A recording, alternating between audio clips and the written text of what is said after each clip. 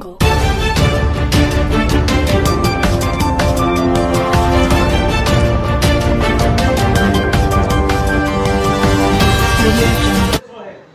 नमस्कार, आपण पाहत आहात ताजा हालात न्यूज लाईव्ह.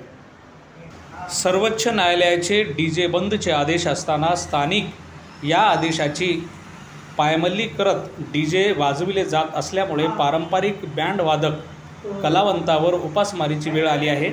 या संदर्भात देगलूर तालुक्यातील पारंपरिक बँड वादक कलावंतांनी डीजे तात्काळ बंद करावे अशी तक्रार उपजिल्हाधिकारी कार्यालय देगलूर येथे देण्यात आली आहे. हनुमंत नागराव घाटे. तुमचं पूर्ण नाव? पूर्ण नाव हनुमंत नागराव घाटे. तुम्ही देगलूरचेच का बाहेर? बरेगाव शाहू. इथंच राहता.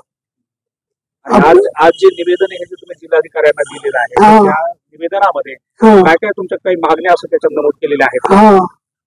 मागण्या नमूद केल्या आहेत? मागणी आहेत.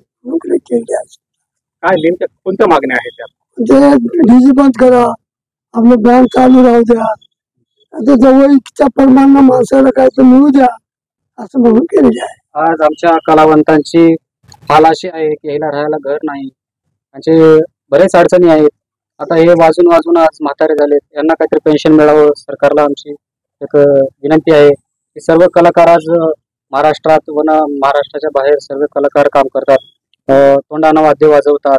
आज मिस्त्री कामगारांना पेन्शन आहे, सर्वांना पेन्शन आहे. आज आम्हाला बी कलाकारांना काहीतरी पेन्शन मिळावं. आज आम्ही चालते खेळते आहो, आमचं चालते, पण उद्या असं वय झालं तरी आमचं बी काहीतरी विचार करावं सरकार.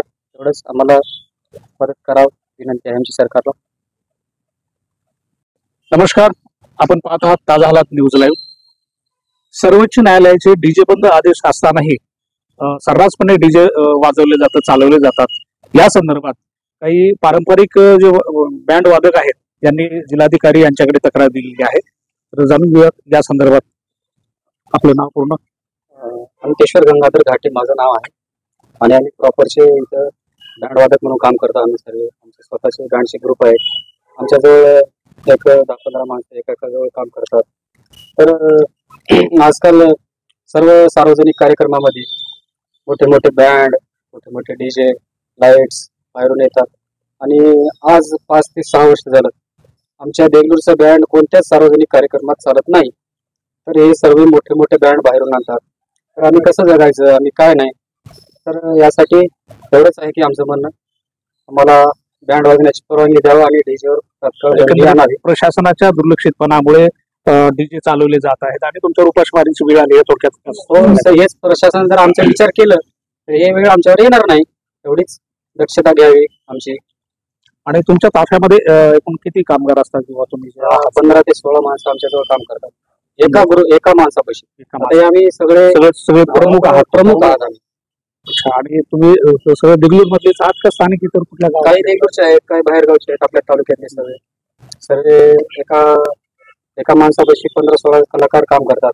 आता कमीत कमी 6-7 वर्ष झालं हे सर्व डिजिटल बँडच्या नावाखाली मोठे मोठे गाड्या बँड वगैरे लावून आणतात ते. आणि सोलापूर, बार्शी, औरंगाबाद इथून बँड इथे येतात आणि आम्ही 5 ते 6 वर्षापासून आम्ही कुठलाच सार्वजनिक कार्यक्रम आम्ही वाजत नाही, फक्त आम्ही लग्नापुरतेच. तर बाहेर जिल्ह्यातले डीजे इथं आणले जातात? हो, औरंगाबाद, सोलापूर, बार्शी इथून येतात. पण या संदर्भात तुम्ही तक्रार केली नाही का? तक्रार आम्ही लॉकडाऊनच्या काळात केली होती, पण आमचं कोणी काही मान्य केलं नाही. आणि पहिलं 1-2 वेळेस निवेदन दिल्या होत्या, आमचं काही झालं नाही. आपल्या निवेदनाची कोणी दखल घेतली नाही? दखल घेतली नाही. Jungle.